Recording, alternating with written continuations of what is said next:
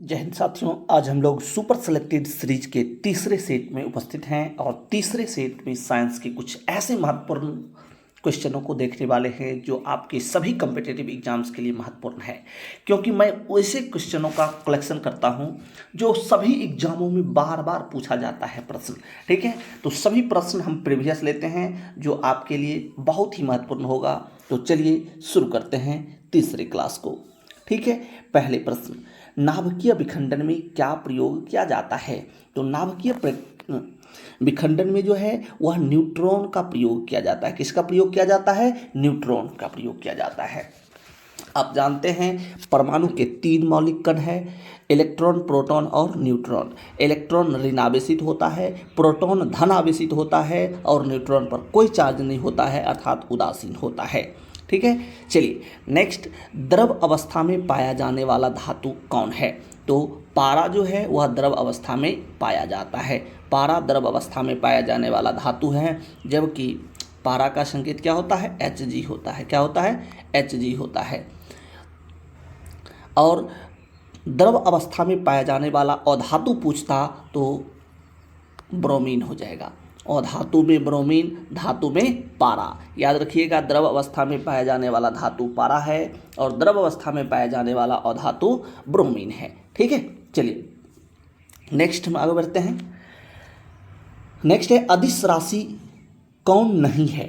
ठीक है, तो देखिए कार्य जो है वह अदिश राशि है, कार्य अदिश राशि है, ताप अदिश राशि है, चाल अदिश राशि है, जबकि संवेग जो है, संवेग यह सदिश राशि है। संवेग कौन सी राशि है?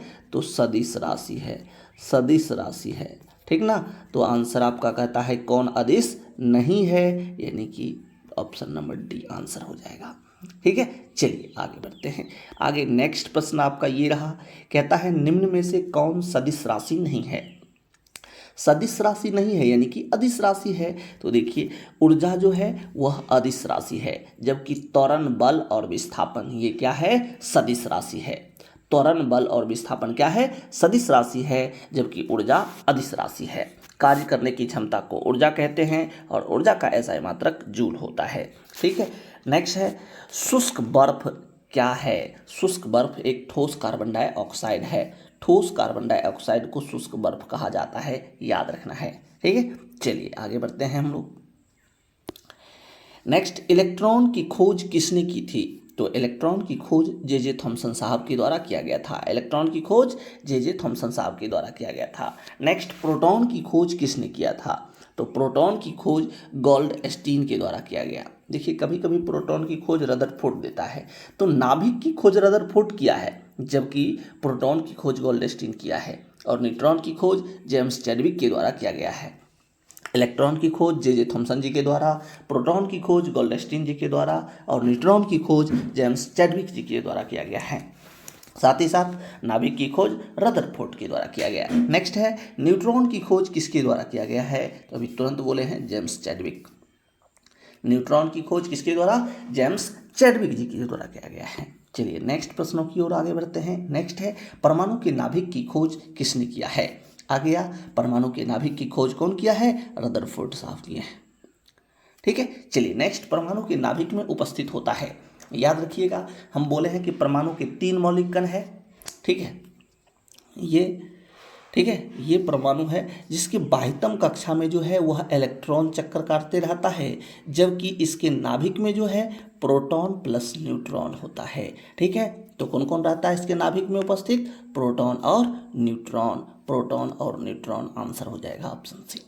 ठीक है, चलिए नेक्स्ट है मार्स गैस कहलाता है।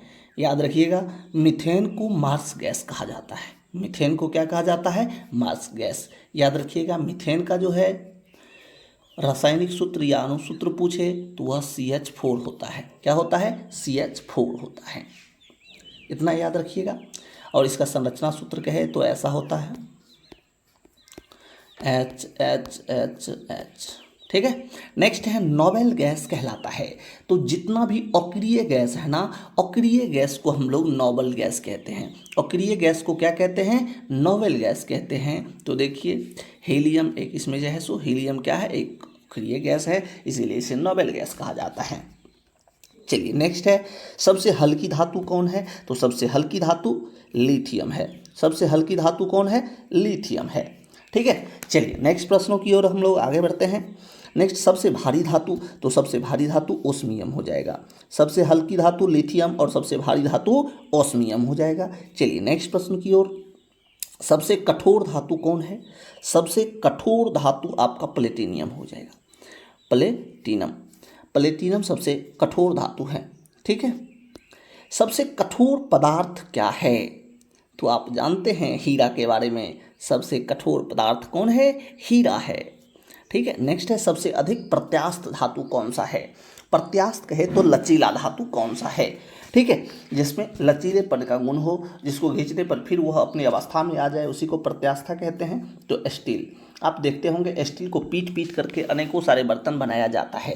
ठीक है, स्टील का बर्तन बहुत कीमती भी होता है। ठीक है, तो स्टील जो है सबसे अधिक प्रत्यास्थ होता है। वायुयान के टायरों में कौन सी गैस भरी जाती है? वायुयान के टायरों में जो है वह हीलियम गैस भरी जाती है। कौन सी गैस? हीलियम गैस को भरी जाती है। चलिए नेक्स्ट प्रश्न की ओर आगे बढ़ते हैं। नेक्स्ट प्रश्न, हंसाने वाली गैस को नाइट्रस ऑक्साइड कहा जाता है। हंसाने वाले गैस का नाम क्या है? Nitrous oxide. क्या? Nitrous oxide. नेक्स्ट, भारी जल का रासायनिक नाम क्या है? तो ड्यूटेरियम ऑक्साइड। भारी जल का रासायनिक नाम जो है वह ड्यूटेरियम ऑक्साइड है, जिसका अणुसूत्र जो है वह D2O होता है। ठीक है, और इसका जो है परमाणु भार 20 होता है। कितना होता है? 20 होता है। ऐसे जल का रासायनिक भार परमाणु भार पूछे तो वह 18 होता है, जबकि भारी जल का परमाणु भार जो है वह 20 होता है। ठीक है, चलिए नेक्स्ट प्रश्न की ओर। कहता है, कृत्रिम वर्षा के लिए किसका उपयोग किया जाता है? कृत्रिम वर्षा के लिए किसका उपयोग किया जाता है? तो सिल्वर आयोडाइड का। किसका? सिल्वर आयोडाइड का प्रयोग किया जाता है कृत्रिम वर्षा के लिए। ठीक है, चलिए नेक्स्ट, 18 कैरेट सोने में शुद्ध सोने का प्रतिशत कितना होता है? देखिए, 18 कैरेट का सोना शुद्ध सोना होता है 24 कैरेट का। कितने कैरेट का? 24 कैरेट का। लेकिन यहाँ पर है 18 कैरेट का सोना का आभूषण बनता है, जिसमें शुद्ध सोना जो है वह 75% ही रहता है। कितना प्रतिशत रहता है? 75% ही सोना शुद्ध रहता है। 24 कैरेट में जो है टोटल रहता है, लेकिन 18 कैरेट के सोना में जो है शुद्ध सोने की प्रतिशत जो है केवल 75% होता है। इतना याद रखना है। ठीक है, चलिए नेक्स्ट है, कच्चे फलों को पकाने के लिए किसका प्रयोग किया जाता है? तो कच्चे फलों को पकाने के लिए एसिटिलीन गैस का प्रयोग किया जाता है। किसका प्रयोग किया जाता है? एसिटिलीन गैस का प्रयोग किया जाता है। नेक्स्ट है, पारा का मुख्य अयस्क है। तो फेमस है पारा का मुख्य अयस्क सिनेबार। पारा का मुख्य अयस्क सिनेबार। नेक्स्ट है, बर्फ का द्रवणांक कितना होता है? बर्फ का द्रवणांक कितना होता है? याद रखिएगा, बर्फ का द्रवणांक जो है वह, देखिए बर्फ का द्रवणांक जो है वह 100 और 0 दोनों होता है। ये गलनांक होता है। ठीक है, 0 पर गल जाता है। द्रवणांक 100 होता है। ठीक है, और A और B दोनों ले लेगा। इसका द्रवणांक A और B दोनों, ठीक है, 100 और 0 दोनों हो जाता है। नेक्स्ट है, ठीक है, चलिए नेक्स्ट प्रश्न की ओर हम लोग आगे बढ़ते हैं। क्या बोल दिए? यही गलत बोल दिए। देखिए बर्फ जो है, बर्फ का द्रवणांक 0 डिग्री सेल्सियस होता है। कितना होता है? 0 डिग्री सेल्सियस। नेक्स्ट है, रिएक्टर में नियंत्रक के रूप में किसका प्रयोग किया जाता है? ठीक है, नियंत्रक छड़ के रूप में किसका प्रयोग किया जाता है? तो याद रखिएगा, इसमें जो है कैडमियम का प्रयोग किया जाता है। किसका प्रयोग किया जाता है? कैडमियम का प्रयोग किया जाता है। ठीक है, चलिए नेक्स्ट प्रश्न की ओर आगे बढ़ते हैं। नेक्स्ट प्रश्न है, ध्वनि तरंगे किस दिशा में गमन करती है? ध्वनि तरंगे किस दिशा में गमन करती है? तो ध्वनि तरंगे जो है वह कैसा गमन करता है? तो लंबवत गमन करता है। ध्वनि तरंगे लंबवत गमन करता है। ध्वनि तरंगों को गमन करने के लिए माध्यम की आवश्यकता होती है।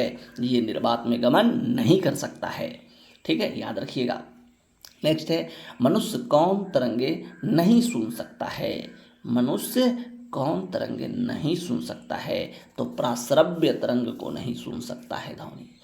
मनुष्य जो है प्राश्रव्य तरंग को नहीं सुन सकता है, ठीक ना। चलिए नेक्स्ट प्रश्न की ओर। मानव नेत्र की स्पष्ट दृष्टि की न्यूनतम दूरी कितना होता है? स्पष्ट दर्शन की न्यूनतम दूरी 25 सेंटीमीटर होता है। कितना सेंटीमीटर? 25 सेंटीमीटर। नेक्स्ट है गोबर गैस से प्राप्त होने वाली गैस क्या कहलाता है? गोबर गैस से मीथेन प्राप्त होता है। क्या प्राप्त होता है? मीथेन प्राप्त होता है, ठीक है। चलिए थोड़ा जान लीजिए। मीथेन का जो सूत्र होता है CH4 होता है। इथेन का सूत्र C2H6 होता है।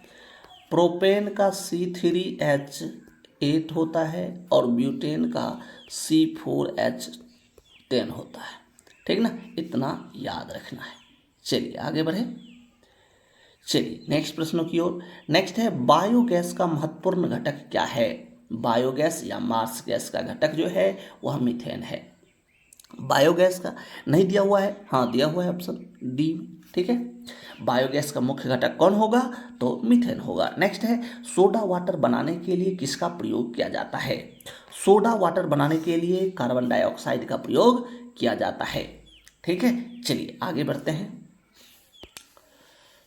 लोहे का सबसे शुद्धतम रूप कौन सा है?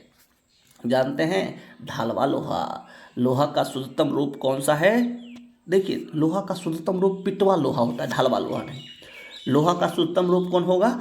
पिटवा लोहा होगा, ठीक है। नेक्स्ट बेवकूफ़ों का सोना किसे कहा जाता है? बेवकूफ़ों को सोना पाइराइट को कहा जाता है। पाइराइट को बेवकूफ़ों का सोना कहा जाता है। नेक्स्ट LPG के गंध को पहचानने के लिए उसमें क्या मिलाया जाता है? तो मिथाइल मरकप्टाइल मिलाया जाता है। क्या मिलाया जाता है? मिथाइल मरकप्टाइल मिलाया जाता है, ठीक ना। चलिए क्या मिलाया जाता है? मिथाइल मरकप्टाइल मिलाया जाता है। याद रखना है कौन सा हो जाएगा? मिथाइल मरकप्टाइल हो जाएगा। Option number C answer. Next है सबसे हल्का धातु तत्व है। सबसे हल्का तत्व है तो सबसे हल्का तत्व हाइड्रोजन है। सबसे हल्का तत्व कौन है? हाइड्रोजन है, ठीक है। चलिए सबसे हल्का तत्व कौन हो जाएगा? हाइड्रोजन। लोहे की मात्रा सर्वाधिक किसमें पाई जाती है? तो लोहे की सर्वाधिक मात्रा जो है वह आपको लोहे तो हरे पत्तों में पाया जाता है, हरे साग सब्जियों में पाया जाता है लोहे की सर्वाधिक मात्रा। आंसर हो जाएगा ऑप्शन डी, ठीक है। चलिए नेक्स्ट प्रश्न की ओर। कहता है कांसा किसका मिश्र धातु है?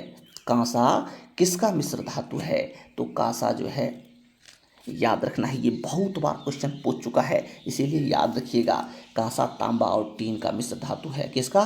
तांबा और टीन का। नेक्स्ट है रेफ्रिजरेटर में जल को ठंडा करने के लिए किस गैस का प्रयोग किया जाता है? ठीक है, तो इस पे जो है अमोनियम गैस का प्रयोग किया जाता है। अमोनिया गैस का प्रयोग किया जाता है रेफ्रिजरेटर में, ठीक है। नेक्स्ट है अश्रु गैस। अश्रु गैस कहलाता है। अश्रु गैस जो है वह क्लोरोएसिटोफिनॉन कहलाता है। क्लोरोएसिटोफिनॉन को अश्रु गैस कहते हैं, क्लोरोएसिटोफिनॉन को अश्रु गैस कहते हैं। नेक्स्ट रेफ्रिजरेटर में एक समान ताप को बनाए रखना क्या कहलाता है? ठीक है, तो एक समान ताप को बनाए रखना थर्मोस्टेट कहलाता है। स्टे करके रोकना थर्मोस्टेट, ठीक है।